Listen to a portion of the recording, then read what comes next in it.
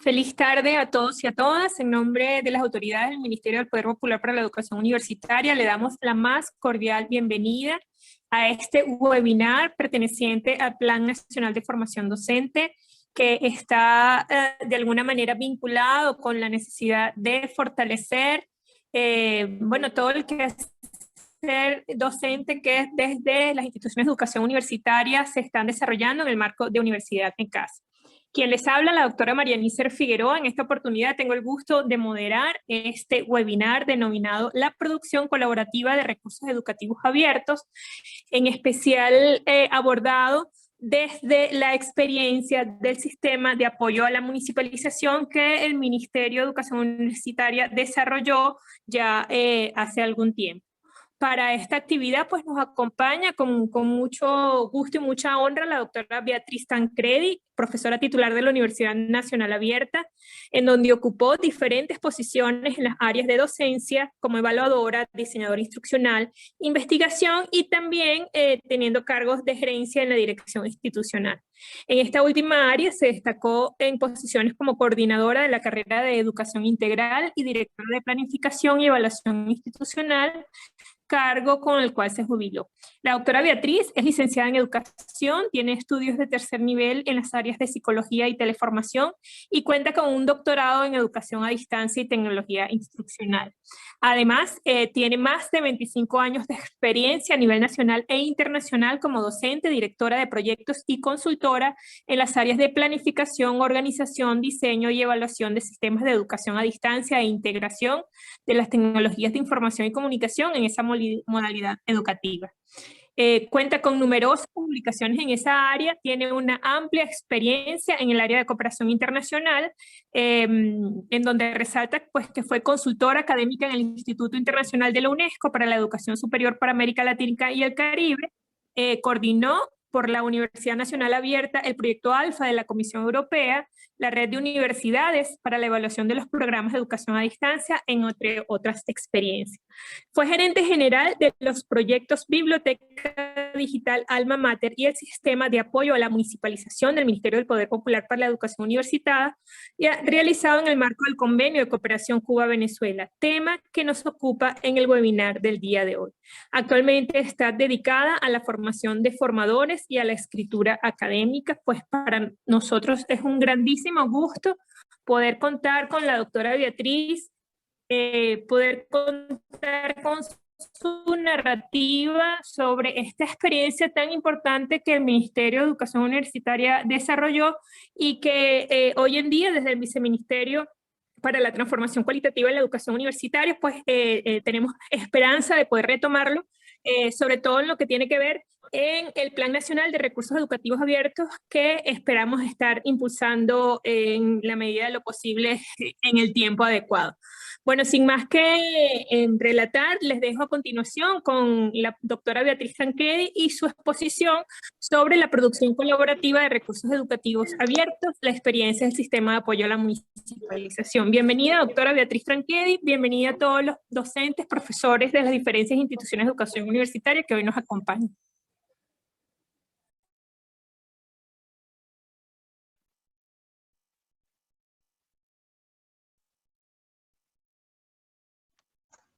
Listo, ahora sí me escuchan. ¿Se escuchan?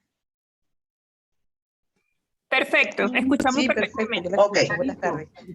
Perfecto. Bueno, muy buenas tardes a todas y todos quienes nos acompañan en este webinar. Yo quisiera comenzar expresando mi gratitud a las autoridades del Ministerio del Poder Popular para la Educación Universitaria por haberme permitido estar en este espacio.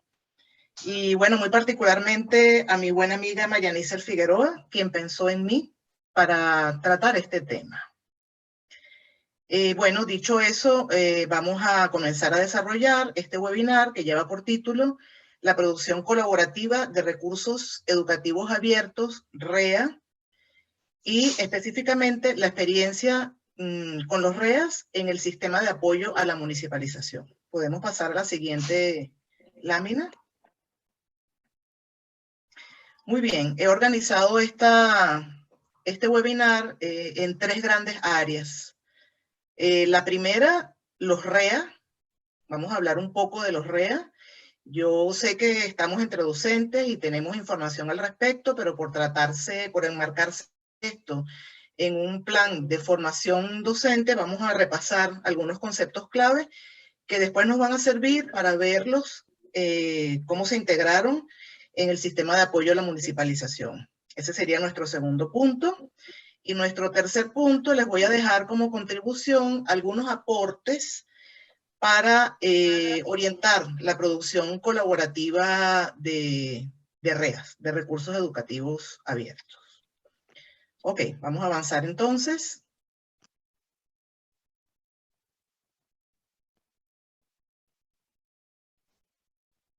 Muy bien. Bueno, entonces vamos a hablar de los REA. Vamos a inscribir los REA en un movimiento de los años 70, que fue el movimiento de educación abierta. Muy interesante comentarles esto porque cuando uno ve la historia de los REA, se suele presentar que ellos se inician en el 2000. Y no es así. En el 2000 se da el auge a propósito del uso de tecnologías, pero de las TIC. Pero como concepto, no se escuchan. Me dicen que no se escucha, María Nícer. Por aquí te escuchamos bien, Beatriz. Por favor, sale, confírmame. Sí se escucha, me dicen. Me escucha. Sí, Okay. se escucha, profe, se escucha. Sí, es que por el chat algunas personas dijeron que no se escuchaba. Ok, ¿hay alguna manera de ver más grande la pantalla? Sí, que yo la vea más grande.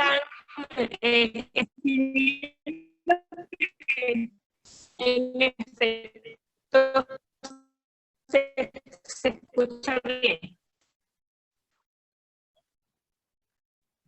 No te escuché.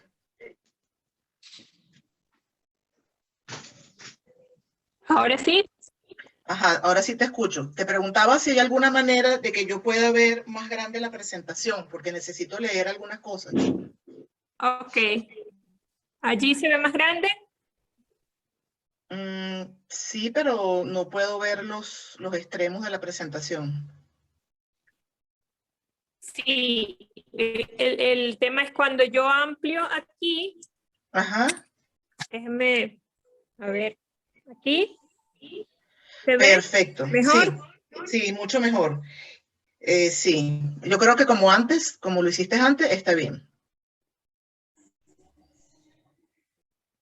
Voy a la página anterior. Ajá.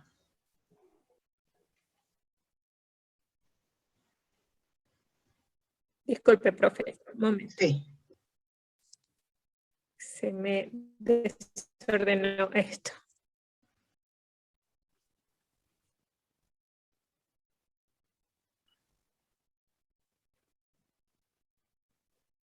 Ok.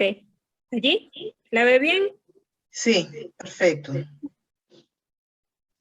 Ok, entonces estábamos aquí. Ajá. Retomo entonces la idea. Les comentaba que cuando uno revisa la historia de los REA, se suele ubicar sus inicios en la década de los 2000. Y esto es así porque ya a partir de esa década contamos con las TICs y entonces se asocia el concepto de REA a las TIC y se ubica sus inicios en la década de los 2000. Pero en realidad los REA se derivan de una lógica que tiene que ver con algo que se conoció como el movimiento de educación abierta de la década de los 70. Para resumirlo en pocas palabras, lo que se buscaba era la remoción de todo tipo de obstáculos para favorecer el acceso pleno a la educación y la permanencia. Bueno, ahora no veo yo la presentación.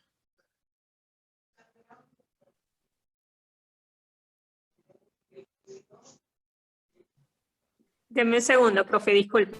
Ok.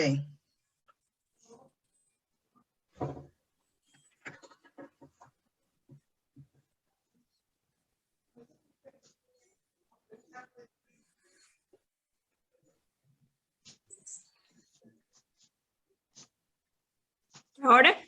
Sí, perfecto. Ok. Ok. Bueno, entonces, bajo esa lógica de la educación abierta, en los años 70 surgen las universidades abiertas, la Open University de Inglaterra, la UNED de España y en Venezuela la Universidad Nacional Abierta, a la cual pertenezco. Es esa época también donde se empieza a problematizar el tema del software libre y de las licencias abiertas, y bajo esa lógica se comienza a trabajar los REA, los recursos educativos abiertos. La definición más común que se tiene es la de la UNESCO del año 2002, y ella se mantiene. Después de esa jornada que tiene que ver con REAS del 2002 en la UNESCO, se dieron otras conferencias, incluso la última en pandemia, pero el concepto se ha mantenido prácticamente igual. El concepto de REA que nos da la UNESCO a partir del año 2002 es el de materiales de enseñanza, aprendizaje e investigación en cualquier formato o medio. En el 2002 se pensaba en cualquier formato o medio, que pertenecen al dominio público o bien se publican con licencias abiertas y que permiten ser utilizados, reutilizados, eso es a lo que hoy se le llama remix, adaptados y distribuidos gratuitamente, respetándose por supuesto la autoría de la obra. Y se nos daba un menú muy amplio de posibilidades de REA que podían ir desde cursos completos, partes de curso, módulos, libros didácticos, artículos de investigación, videos, instrumentos de evaluación, programas informáticos y cualquier otro que apoyara el acceso al conocimiento. Y aquí tenemos entonces un primer problema, que es dilucidar con qué REAs se va a trabajar, porque vean que la gama es amplia y variada. Si vemos la siguiente lámina, por favor.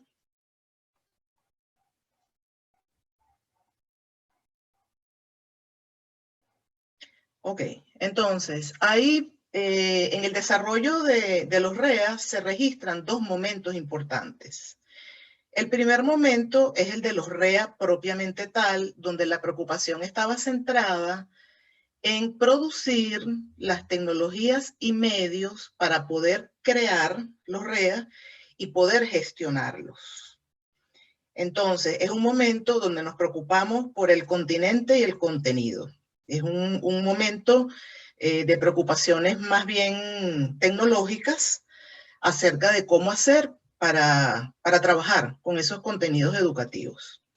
Hay un segundo momento que es el de las prácticas educativas abiertas, que comienza a hacerse preocupación en torno al año 2012, y es que una vez superado el tema tecnológico de cómo hacer para almacenar, para crear, almacenar y gestionar los REA, entonces la preocupación gira en torno a cómo nos organizamos para generar esos REA y para gestionarlos.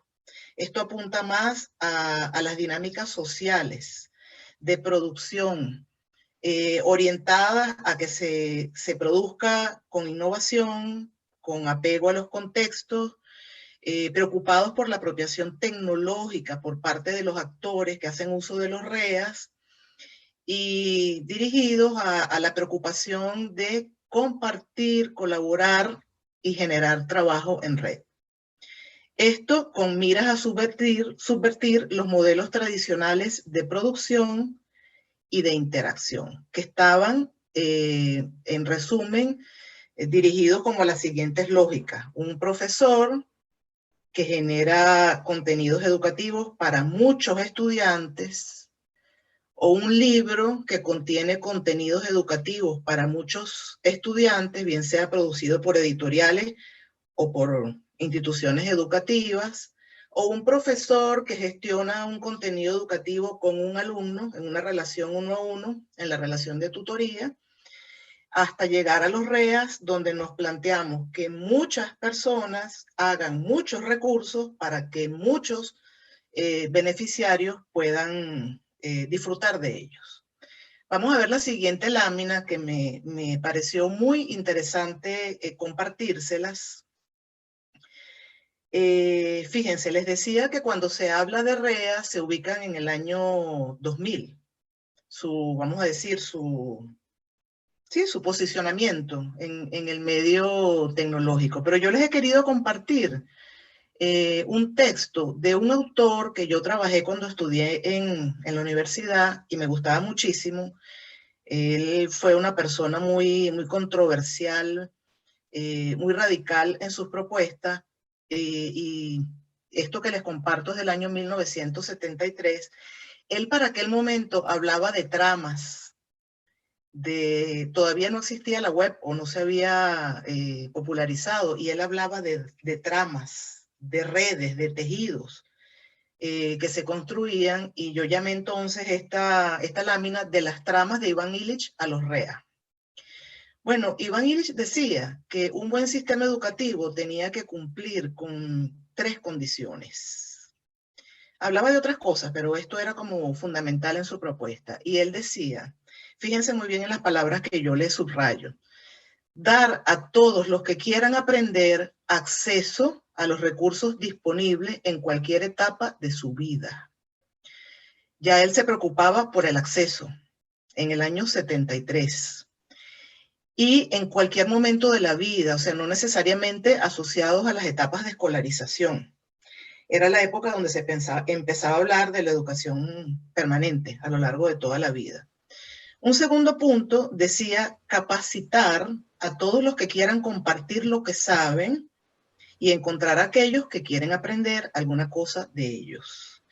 Entonces, todo el que tenga algo que compartir debe ser capacitado para ofrecer un contenido de buena calidad, ¿verdad?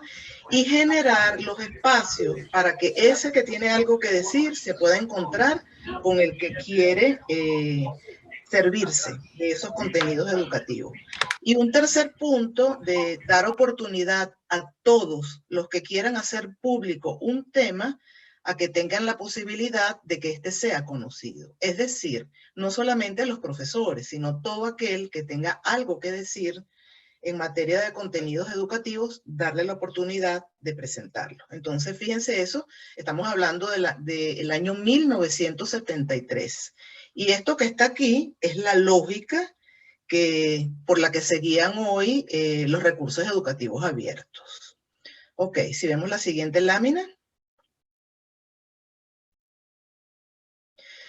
Muy bien, entonces hecho ese recorrido muy rápido por el tema de los recursos educativos abiertos, vamos a ver cómo se trabajó ese tema en el sistema de apoyo a la municipalización. En adelante, SIAMU. Bueno, en el año 2007 se produce un encargo del Ministerio del Poder Popular para la Educación Superior, como se llamaba en aquel momento, de desarrollar un sistema de enseñanza y aprendizaje que estuviera apoyado en las TIC y que estuviera articulado con lo que se hacía en los programas nacionales de formación ofrecidos por la Misión Sucre, con la figura de la municipalización.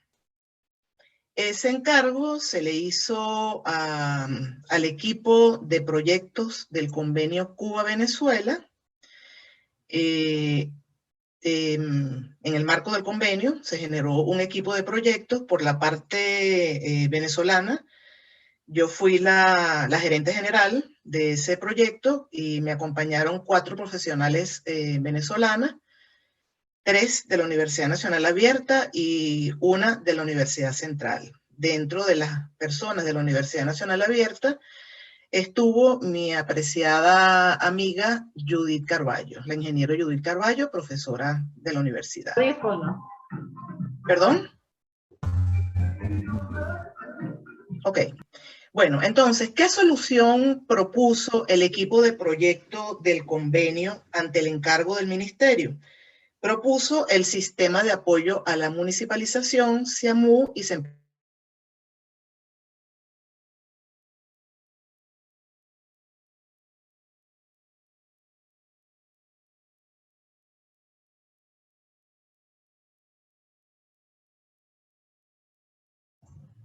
Ajá, no se me estaba escuchando, ¿verdad? ¿Ahora sí me escuchan? Sí, perfecto, Ahora sí, profe, profe. continúe. Ok. Ok, ¿en qué parte se silenció el micrófono? María Nícer.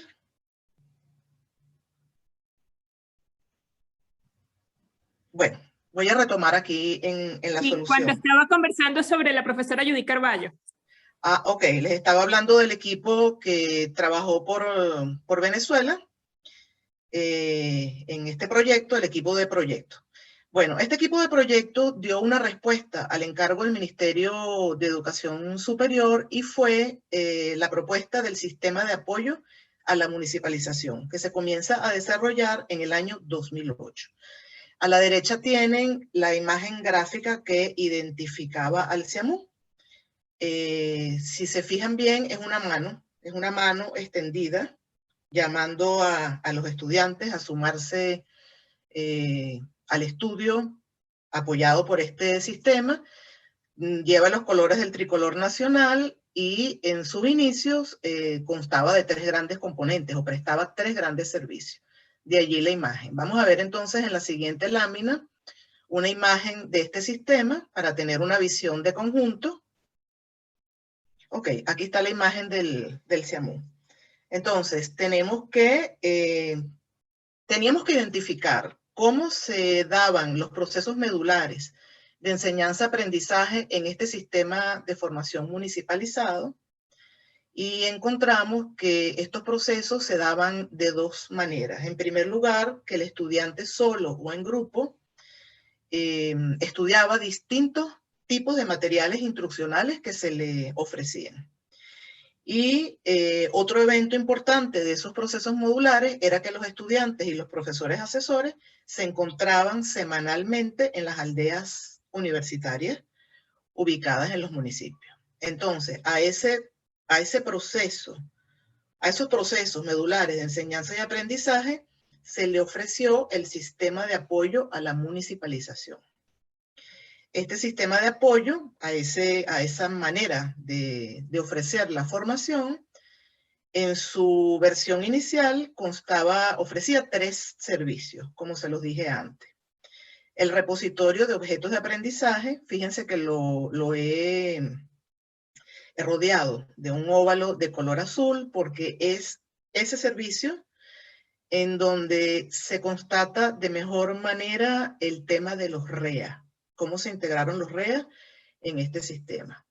Por supuesto, con las funciones básicas, después se detalló más de generación, consulta y actualización. Esto es un espacio virtual de ese sistema. También había un espacio físico, que es el laboratorio de materiales educativos, el laboratorio piloto, que daría en el edificio, en la sede del ministerio, y aquí residirían los servidores que atenderían, pues, que servirían a este gran sistema con un alto tráfico, dado el volumen de estudiantes que utilizarían estos servicios, y también se le prestaba asistencia a los profesores para utilizar los servicios del sistema y para producir los entornos virtuales de apoyo, de los que voy a hablar ahora, y el repositorio.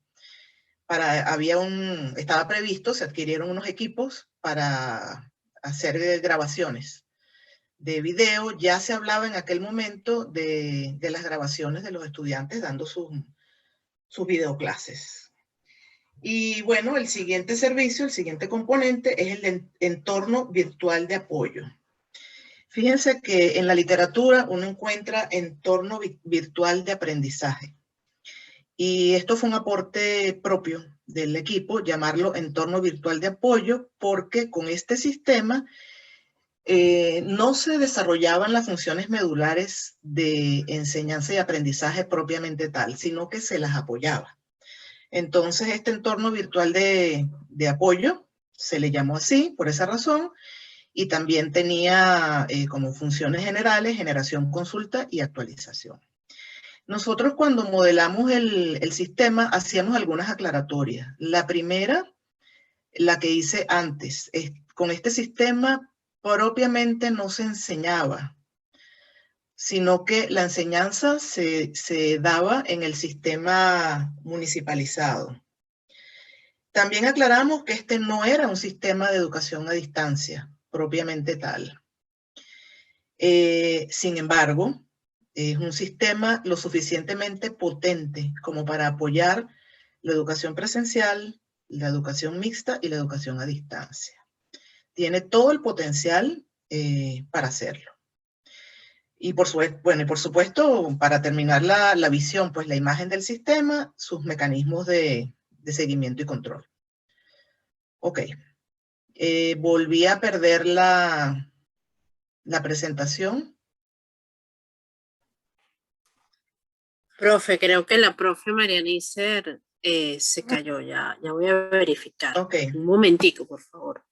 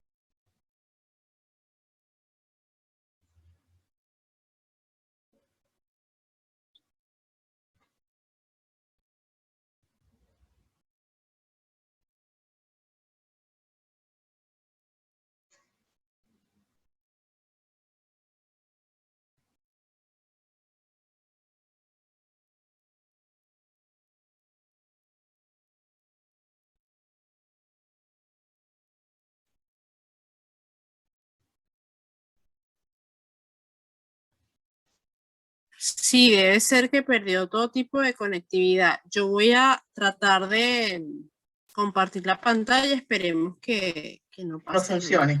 Un momentito. Sí, porque no...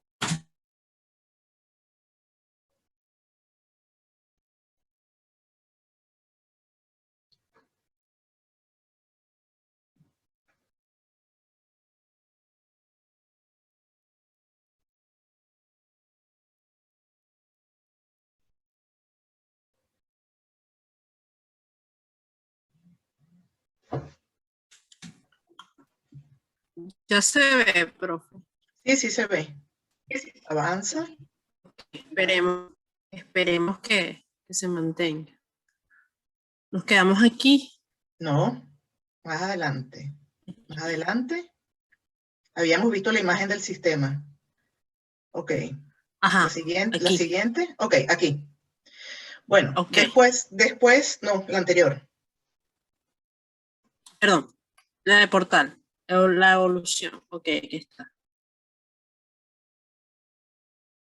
Ok.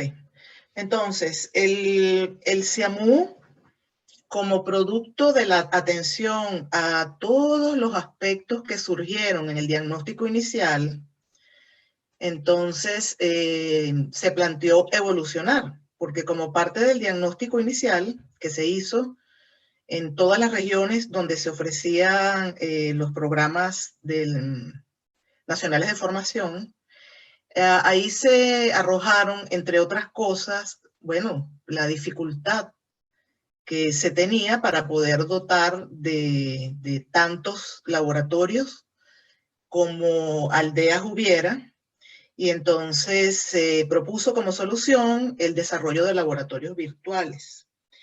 Para aquel momento se dejaron 3 laboratorios virtuales, uno de arquitectura del computador, para ensamblar un computador, y otros 2 vinculados con la instalación de redes, de una red LAN. Eso se hizo en colaboración. Participaron profesores especialistas en esas áreas de las distintas instituciones educativas con los cuales estábamos trabajando, y se produjeron en colaboración esos laboratorios. También surgió en el diagnóstico la necesidad de que los estudiantes dominaran el inglés, porque habían algunas lecturas que estaban en ese idioma, y entonces se desarrolló una herramienta para trabajar los idiomas tipo plantilla, de manera tal que al principio se trabajara el inglés, pero con esas mismas plantillas se pudiera trabajar en otros idiomas. Nos inspiramos en algo que surgía en aquel momento, que era unas aplicaciones propietarias. Una de ellas se llamaba Rosetta, si mal no recuerdo, que trabajaba bajo esta lógica. Pero nosotros lo hicimos, bueno, para poder utilizarlo con libertad, pues, en nuestro CIAMU. Otro resultado de ese diagnóstico que era bien preocupante era la disparidad del acceso a recursos de libros, revistas, etcétera, que había en las aldeas. Esto estaba limitado a aquellas aldeas que quedaban en las grandes ciudades, donde estaban las sedes de las universidades y podían tener acceso a las bibliotecas de la universidad. Entonces de ahí surgió la necesidad de crear la biblioteca digital Alma Mater, bajo la lógica también de los recursos educativos abiertos, pues aquí se pensaba que se iba a poner a la disposición de todos los estudiantes revistas de acceso abierto, libros de acceso abierto, y era una biblioteca muy avanzada para el momento, porque ahora lo que vemos normal, vamos a decir así, como posibilidad en algunas bibliotecas digitales, para ese momento se desarrollaba, que era la posibilidad de que los estudiantes y los profesores tuvieran su biblioteca personal. Es decir, espacios para guardar los materiales consultados, organizarlos y también para comunicarse con usuarios que estuvieran interesados en el mismo tema. Nuevamente, el trabajo colaborativo en pendiente. Entonces, se pensó que la evolución del CIAMU llevaría a un portal de aplicaciones educativas, donde estarían los 3 servicios originales del CIAMU, más los nuevos que fueran surgiendo. Y aquí, en este punto, dejé yo el trabajo en el año 2010. Ok, la siguiente lámina.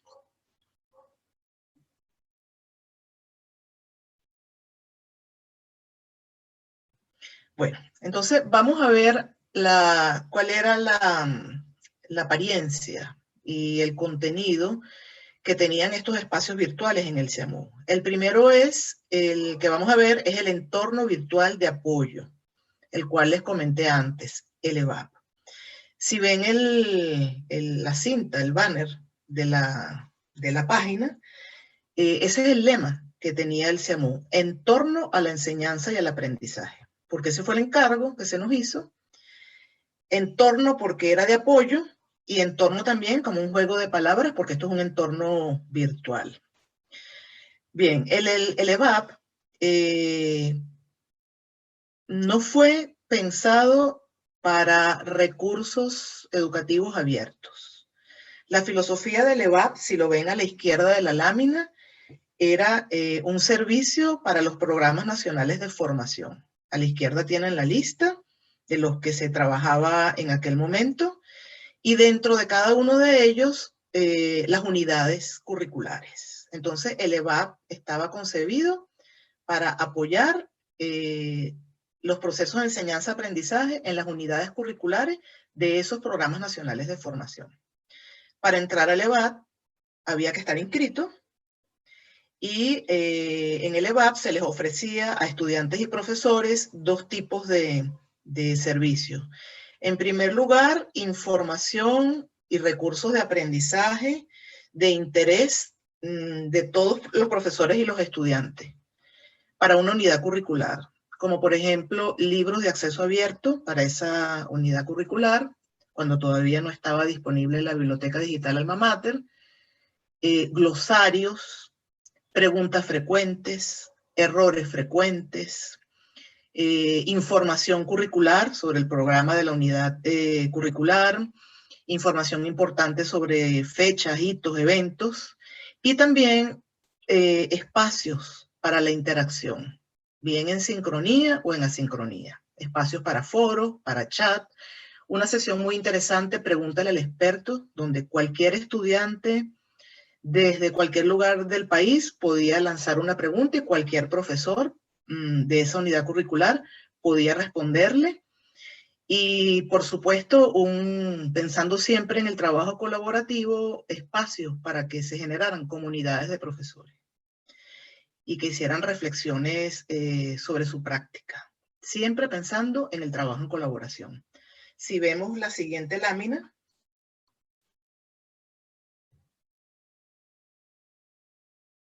ok, entonces tenemos aquí que si bien el EVAP no fue pensado como un espacio virtual para trabajar con los REA, había alguna relación. La primera es que se previó que del repositorio de objetos de aprendizaje, que es lo que vamos a ver después, se pudieran exportar objetos de aprendizaje para los EVAP. Es decir, esa posibilidad que tienen los objetos de aprendizaje de ser reutilizados, de los REA en general, de ser reutilizados, se explotaba en esta posibilidad, porque los equipos responsables de los EVAP, de las unidades curriculares, podían llevarse del EVAP aquellos recursos que les fueran útiles para el contenido y propósitos de esa unidad curricular. Y en segundo lugar, lo que les decía antes, se pensó utilizar los espacios de interacción para crear una gran comunidad de profesores en cada unidad curricular y que se dieran procesos de reflexión sobre su práctica y de intercambio entre los profesores de una misma unidad curricular. Muy bien, vamos a la siguiente.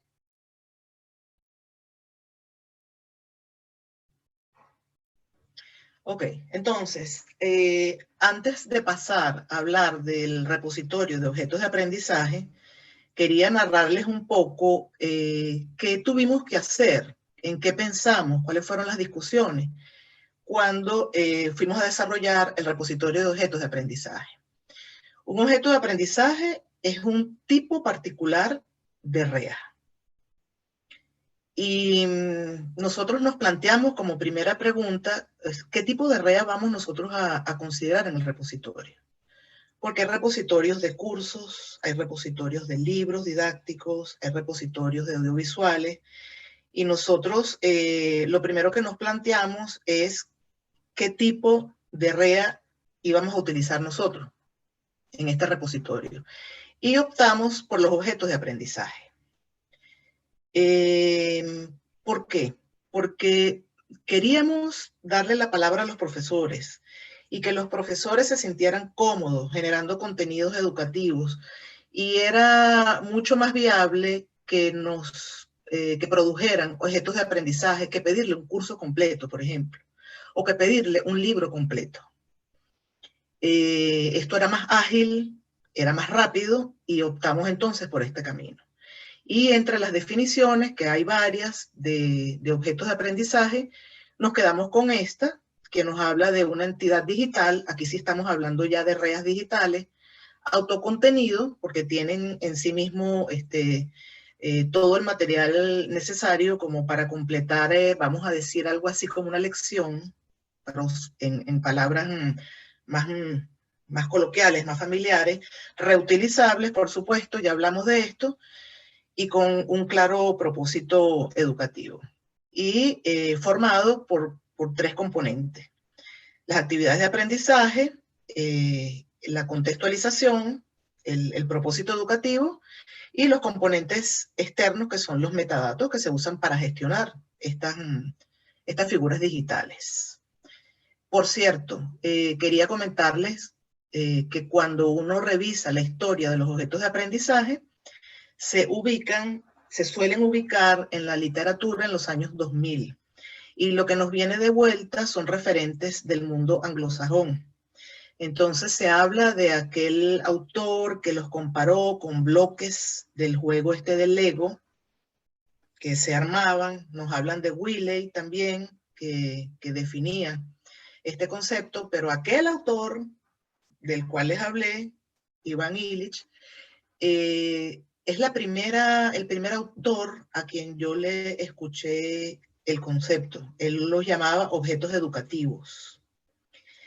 Y por supuesto, era lo que él tenía en mente cuando nos hablaba de aquello de que el que tenía que decir algo lo colocaba en un espacio, el que tenía que servirse de eso lo recuperaba y distintas personas podían producir lo que él llamaba objetos educativos. Fíjense, estamos hablando de los años 70.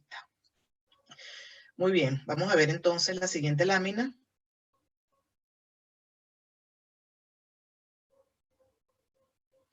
Ajá, entonces el siguiente paso era definir cómo íbamos a ver nosotros esos objetos de aprendizaje. Y en grupo, como siempre, y conversando con los profesores, nos decantamos por esta estructura. Los datos de identificación, donde se coloca el nombre del autor, el tipo de objeto de aprendizaje, si era, vamos a decir, asociado al currículum de los programas nacionales de formación o era de tipo libre, la institución de la persona que lo producía. Después los componentes instruccionales, donde estaba la intencionalidad formativa, que era algo más allá que formular un objetivo. Era realmente una manifestación de cuál era la intencionalidad con ese objeto de aprendizaje. ¿Qué se busca? ¿Cuál era la importancia? Y otros aspectos importantes. Los contenidos se estimulaba que se representaran haciendo uso de un organizador gráfico, como por ejemplo un mapa conceptual, se desarrollaba el contenido y se estimuló el uso de un recurso de aprendizaje que ya fuera libre. Es decir, estamos hablando de un recurso libre dentro de un recurso educativo libre. Se estimulaba que se hicieran referencias a videos, a imágenes, a páginas web, por ejemplo. Bueno, actividades de aprendizaje, de autoevaluación y finalmente reflexión sobre lo aprendido. Se proponían interrogantes desencadenantes de reflexión sobre lo aprendido en ese objeto y por supuesto la referencia.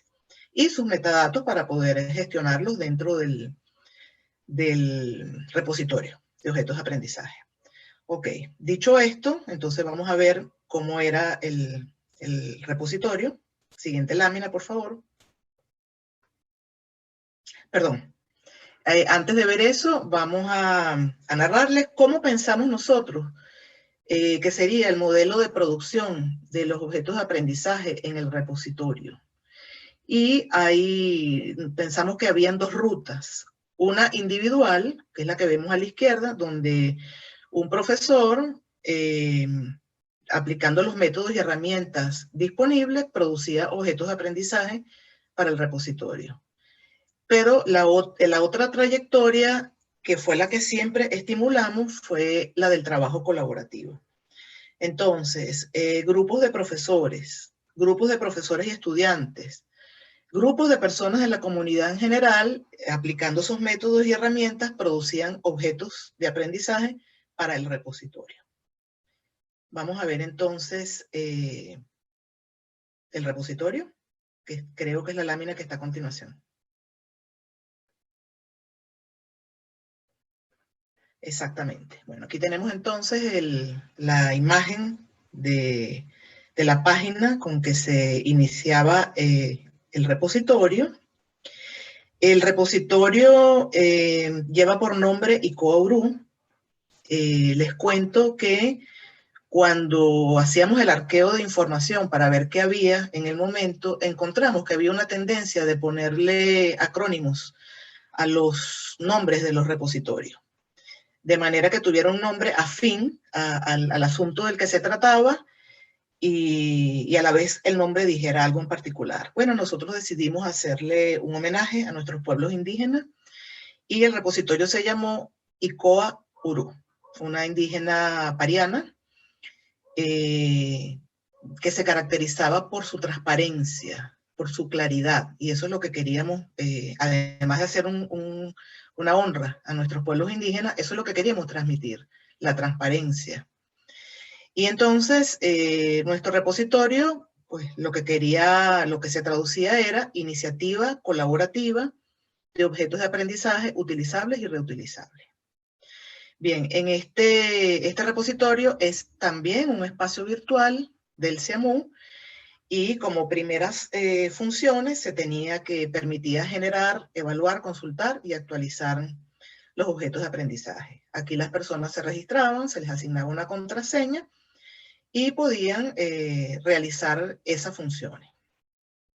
Nosotros trabajamos con un grupo de profesores de todo el país, de las distintas instituciones que ofrecían los programas nacionales de formación, y a estos profesores se les dio formación en diseño instruccional, en el uso de los recursos del CIAMU, y ellos en grupos llegaron a producir pues una cantidad importante de objetos de aprendizaje y también de EVAP, entornos virtuales de apoyo.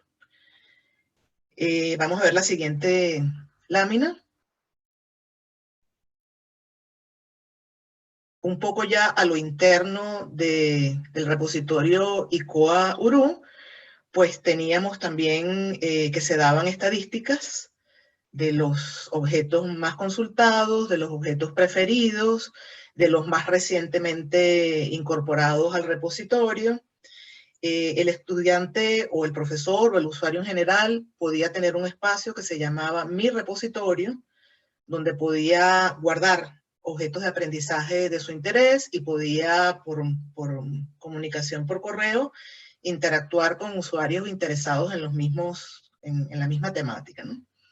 Si ven aquí en el centro, tenemos el anuncio, vamos a decir así, de algunos objetos de aprendizaje, como por ejemplo la línea de la vida, la evolución de la computadora, conociendo el escritorio Linux Canaima, y tienen a la derecha una cuestión muy interesante de este repositorio, que es que nos planteamos si va a ser de autopublicación, es decir, si se suben y se dejan en el ambiente, o si iba a haber algún control de calidad de esos objetos de aprendizaje.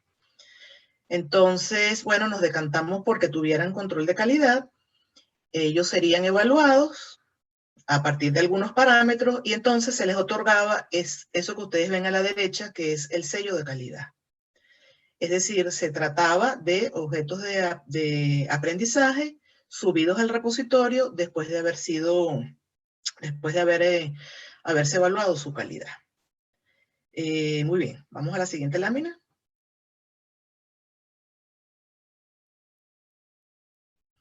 Bueno, entonces ya para hacer un balance, nos interesaba ver cómo se manejó el asunto de los REA en el CIAMU.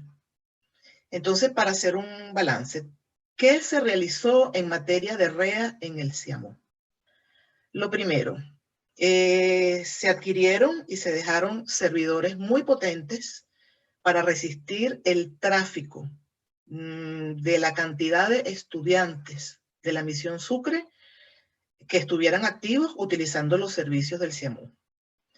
Y también se dejaron equipos para el laboratorio de materiales educativos, como les dije antes, que eran equipos para la producción audiovisual. Y apoyar a los profesores que hacían uso de los servicios del CIAMU. Se dejó funcionando el repositorio de objetos de aprendizaje ICOA URU. Se hicieron las definiciones detalladas sobre los objetos de aprendizaje, ya les narré todas las discusiones que tuvimos para llegar a esos objetos de aprendizaje. Se dejaron más de 100 objetos de aprendizaje producidos y en proceso de validación. Y se creó ese mecanismo para exportar los objetos de aprendizaje a los EVAP, bajo la lógica de reutilización de los objetos de aprendizaje, como REA que es, como un tipo particular de REA que es. Después, en cuanto a las prácticas educativas abiertas, tres cosas importantísimas de destacar. La primera, que el hecho de que la gestión del CIAMU se hiciera a nivel del Ministerio de Educación Superior. Cuando nosotros levantamos información para ver cómo se estaba tratando el tema de los REA en aquel momento, siempre estaban asociados a universidades, algunos a iniciativas privadas, pero en aquel momento solamente teníamos el ejemplo que estábamos trabajando nosotros. Es decir, el tema de los recursos educativos abiertos asumidos como política de Estado por órgano del Ministerio de Educación Superior. Eso en aquel momento no existía y eso nos pareció algo importantísimo destacar. No sé cuál es la situación en este momento, pero creo que esto se mantiene. Otra cuestión importante fue contar con un contingente de profesores de todo el país que se formaron para trabajar bajo estas lógicas. Sería interesante, si se va a retomar este proyecto, volver a contactar a estos profesores. Y lo más importante de todo, a mi manera de ver, es que quedó un saber hacer. Un saber hacer en el marco de la producción colaborativa de los REA y de los no REA también.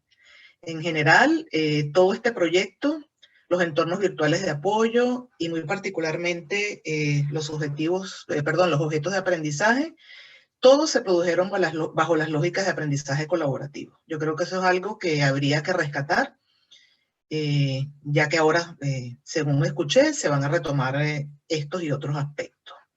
Muy bien, la siguiente lámina.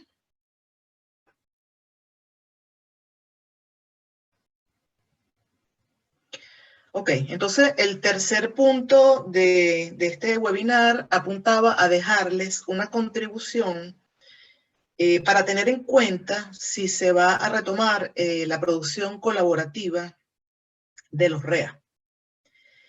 Y tienen aquí un espacio de las dimensiones que se tendrían que tomar en cuenta, algunas, pueden haber otras más, para hacer los planes de trabajo. Tenemos arriba de este cubo las grandes funciones con las que se trabajan los REA, como son la generación, su utilización, su reutilización. Tenemos entonces del lado derecho que plantearnos esos actores en grupo, quiénes van a realizar una o dos o todos esos usos. Entonces, los grupos de profesores, bien de una misma disciplina, bien de varias disciplinas. Tuvimos experiencias muy interesantes con ideas de objetos de aprendizaje producidos de la óptica de profesores de distintas áreas de trabajo. Grupos de profesores y estudiantes o grupos de personas de la comunidad en general que pueden hacer aportes al repositorio. Nos planteamos también que hay que tener en cuenta la territorialidad. Nosotros podríamos hablar de grupos de profesores a lo interno de una institución, pero pudiéramos romper las fronteras de esa institución y hablar de grupos de profesores desde el punto de vista regional o nacional. Como veíamos, por ejemplo, los EVAP, que si bien era para una unidad curricular, nos preocupábamos porque se tuviera el concurso, el trabajo de todos los profesores de esa unidad curricular, independientemente de dónde trabajaran.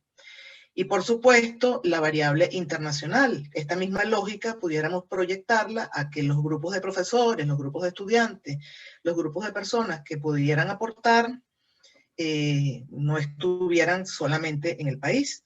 De hecho, se pensaba que al terminar este proyecto se iba a poner a la disposición de los países del ALBA.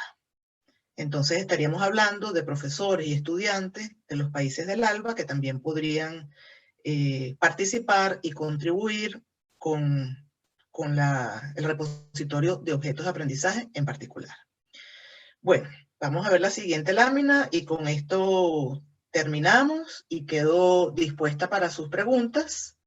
Y la lámina final es una lámina inspiradora que nos habla un poco de la producción colaborativa, de los objetos de aprendizaje o de los recursos educativos abiertos en general.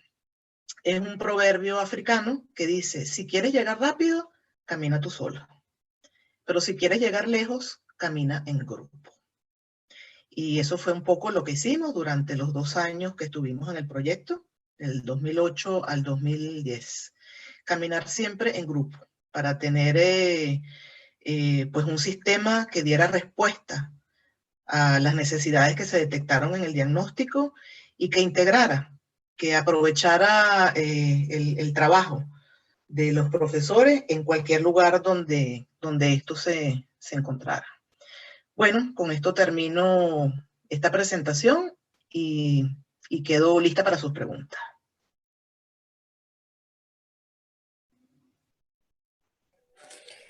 Damos las gracias a la profesora Beatriz Tancredi, bueno, con este extraordinario recuento que forma parte pues, de la historia institucional, pero también de vocación y de compromiso para el fortalecimiento de su sistema de educación universitaria, por lo cual, bueno, estamos profundamente agradecidas y bueno, vamos a proceder a pasar a un periodo para compartir comentarios, preguntas e inquietudes que tengan al respecto.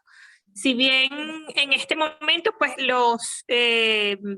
prácticamente el sistema, en tanto todas las herramientas tecnológicas que estaban a la disposición para aquel momento para los profesores, se mantuvo unos años subsiguientes, pero en este momento, pues, desde el Viceministerio de Transformación Cualitativa para la Educación Universitaria se está haciendo un rastreo de esos recursos que sin duda alguna constituyen un invaluables recursos que hoy en día, más que nunca, en el marco de Universidad de Casa, pues es súper importante que podamos rescatar y bueno, esperamos que así pueda ser. Entonces, bueno, abrimos el compás para compartir con ustedes las preguntas. Por favor, Azalia, para que nos puedas moderar en esta parte.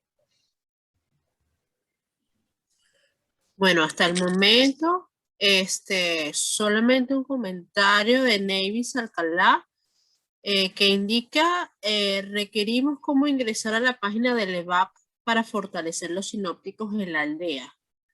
Pero hasta el momento, comentarios del excelente recorrido que nos dio la doctora Tancredi. No hay preguntas durante la ponencia. No hubo preguntas durante la ponencia. Y ese comentario puntual. Bueno, si me permites, la profesora, la colega pregunta cómo entrar al EVAP. Hasta donde yo sé, ese espacio virtual no está operativo. Eso quedó operativo en el año 2010 y después se continuó, se retomó, pero en este momento no está operativo. Yo creo que eso de lo cual nos habla la profesora María Nícer, de que se está retomando para trabajar todo esto, pues sería una buena oportunidad, pues. Ubicarlo, encontrarlo, actualizarlo, porque, a ver, han pasado 10 años desde que el equipo de proyecto entregó estos resultados. La tecnología ha cambiado, se ha actualizado. Las lógicas me parece que siguen vigentes. Entonces, habría que ubicarlos, adaptarlos a las tecnologías más recientes, pero como lógica, me parece que siguen estando vigentes. Entonces, claro, habría que retomarlo y para poder darles ese servicio, ese apoyo a todos los profesores, ¿no? A todos los colegas.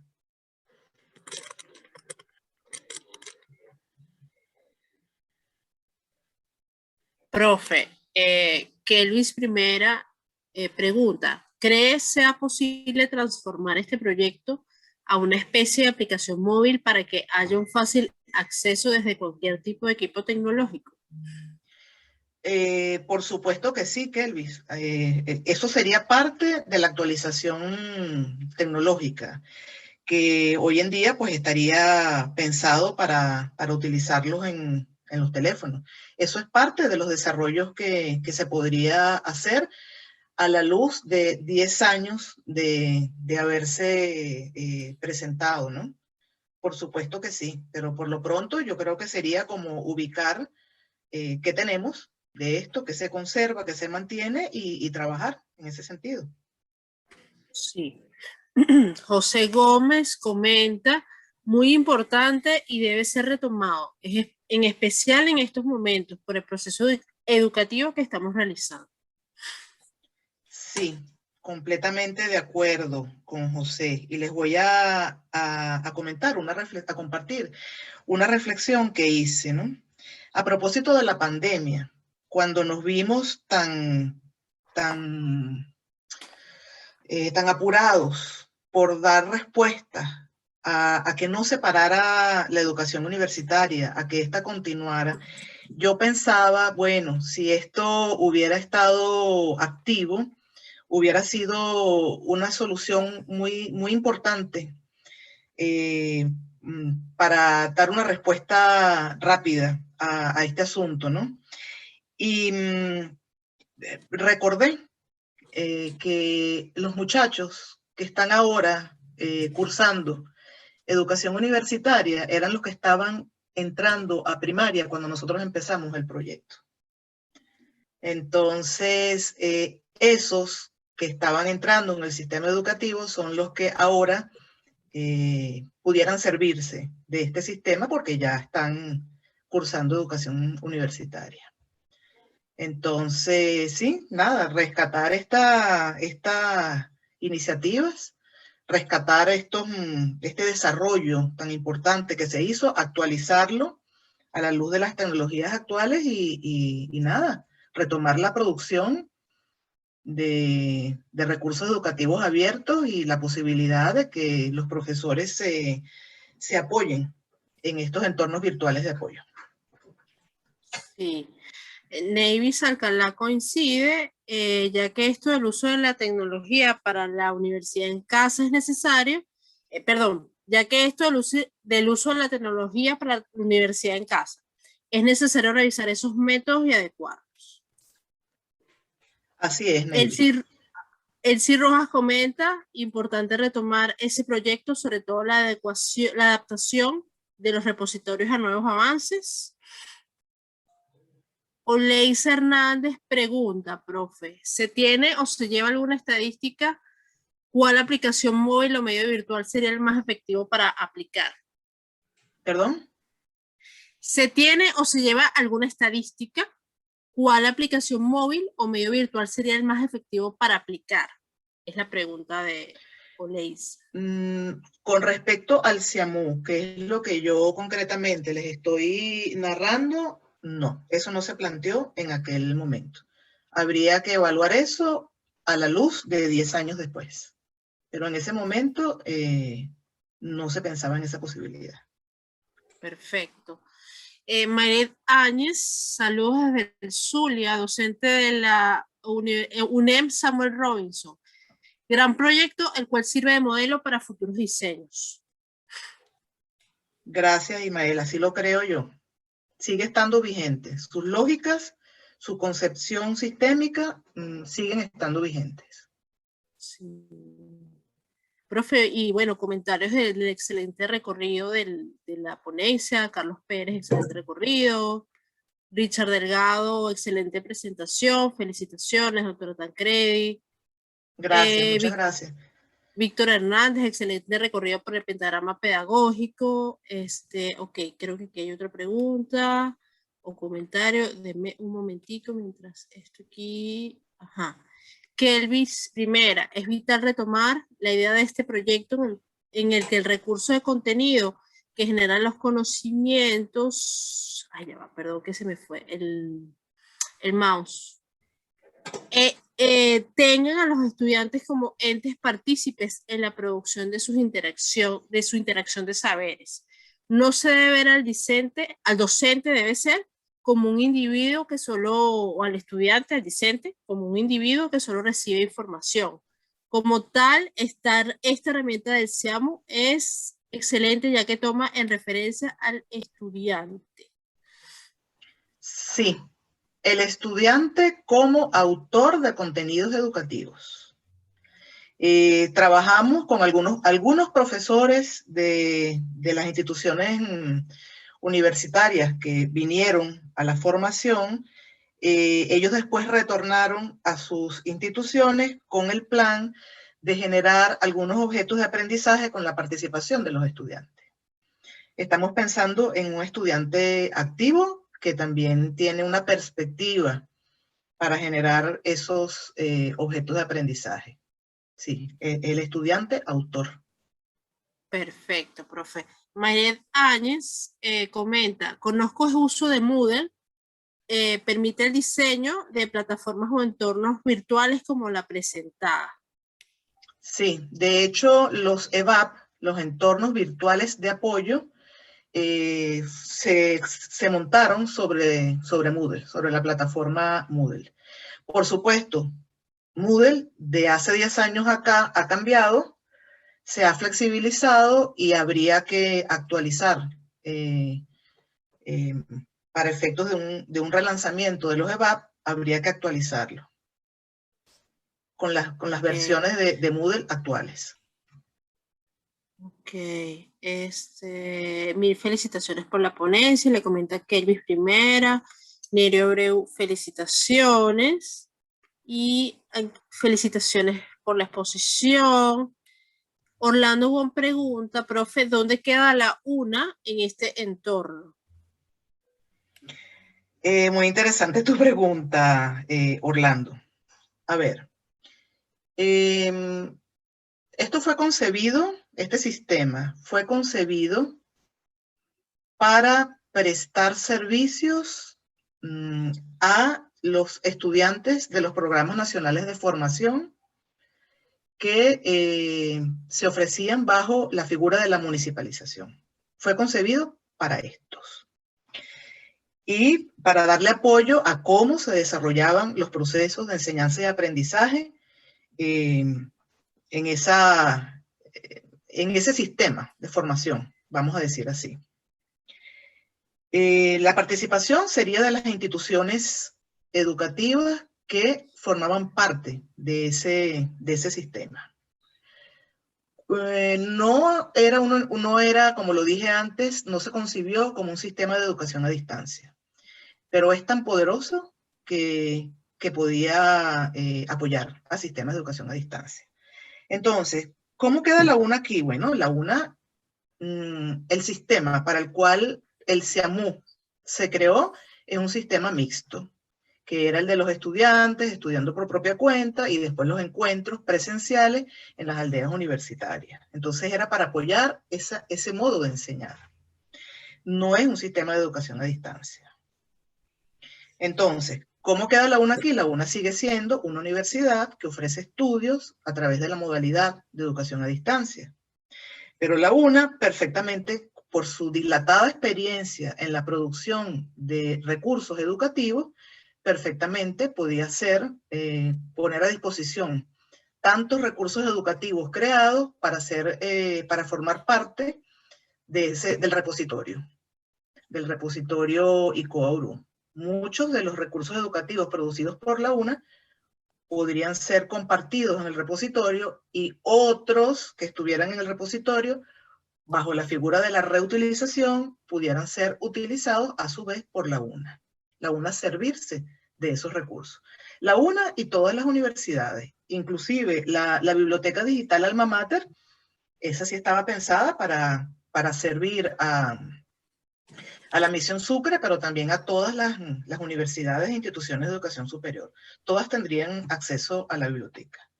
Así que todos tienen algún papel que cumplir en esta lógica. No quedan excluidos, más bien se les invita a sumarse, a nutrir con materiales y con experiencia a estos servicios del sistema de apoyo a la municipalización.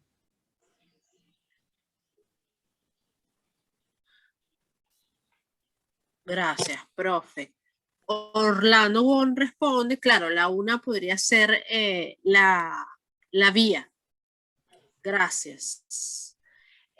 Oleis Hernández comenta, hay que retomar este proyecto porque es el momento preciso para activarlo, trabajando de la mano con el estudiante, como autor de contenidos y las herramientas tecnológicas a utilizar, y campañas para que el docente se actualice. Richard Delgado comenta, hoy día con el uso del Internet, esta herramienta colaborativa de interacción entre los estudiantes y profesores sería un medio excelente para ser más efectivos y productivos en la educación a distancia que se está utilizando hoy. Mayret Áñez pregunta, ¿qué considera que hace falta para su actualización del entorno?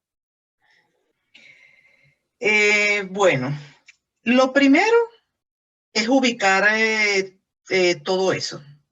O sea, levantar información, ubicarlo, y una vez ubicado, se necesitarían, pienso yo, pues desarrolladores, programadores, para actualizarlo, tecnológicamente hablando. Y sí, una revisión tecnológica que necesitaría de personal especializado.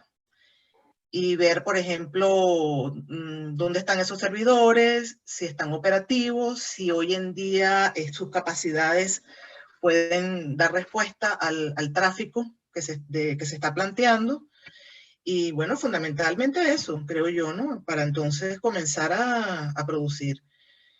Por ejemplo, con respecto a los objetos de aprendizaje, pues habría que viabilizar procesos de evaluación de la calidad más ágiles, más dinámicos, para poder liberar esa cantidad de objetos de aprendizaje que están en evaluación. Yo estuve viendo unos artículos de una publicación del ministerio del 2012, si mal no recuerdo, donde se hablaba que se avanzó hasta tener unos 900 objetos de aprendizaje que quedaron en proceso de evaluación. Bueno, eso habría que liberarlo y pues habría que plantearse una estrategia de evaluación, una callapa de evaluación para liberarlos y ponerlos al acceso.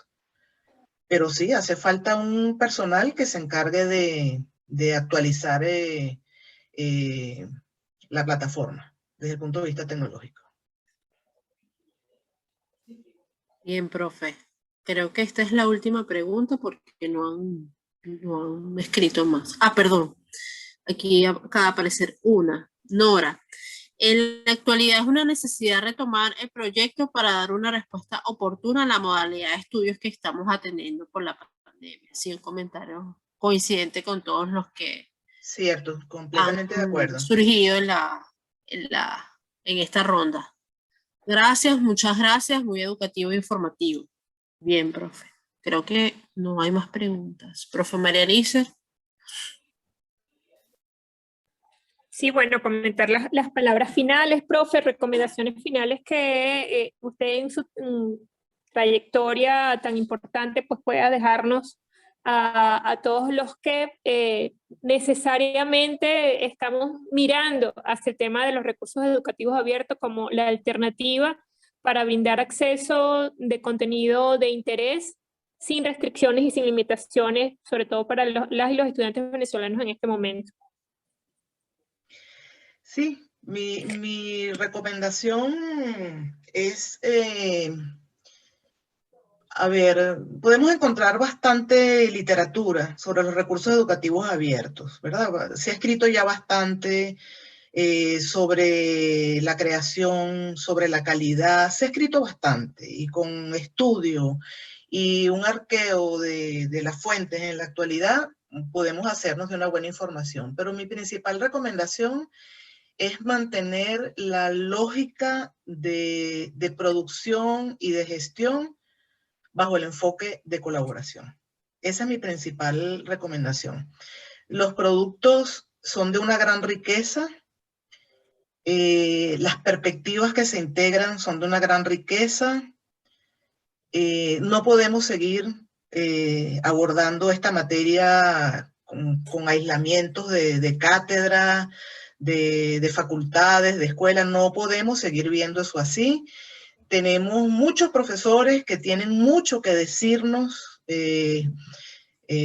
distribuidos por todo el país, y yo creo que son tiempos de convocar el trabajo en colectivo, de la producción colectiva, de romper fronteras de cátedras, de instituciones, y de crear grandes comunidades donde se den, bueno, procesos de problematización, de negociación de conocimientos, de compartir experiencias, ¿no? Ese es en esta materia, esa es mi principal recomendación. Trabajarla bajo la lógica del trabajo en colaboración. Creo que es lo que se impone. Esa es mi mayor recomendación. Muchísimas gracias a la doctora Beatriz Tancredi, bueno, por tan excelente disertación. Confío que esta no es la primera vez que vamos a tener este espacio de intercambio sobre este tema tan relevante y bueno, tal como lo han comentado los diversos profesores que están en el chat, tan pertinente, tan necesario de reactivar en este momento. Bueno, con estas palabras finales damos por concluido este 7º webinar perteneciente al Plan Nacional de Formación Docente en el marco de Universidad de Casa. Agradeciendo, profe, y bueno, agradeciendo a todos los profesores que se pudieron conectar en este momento. Quedamos atentos a una próxima convocatoria. Feliz tarde para todas y a todas. Feliz tarde y muy agradecida con la doctora Beatriz Tranquedi. Buenas tardes. Agradecidos a ustedes por su presencia y bueno, por la invitación, María Nícer. Y bueno, a trabajar. A trabajar. Feliz tarde. Sí, señor. Hasta luego. Bueno, hasta luego. Muchas gracias a todos.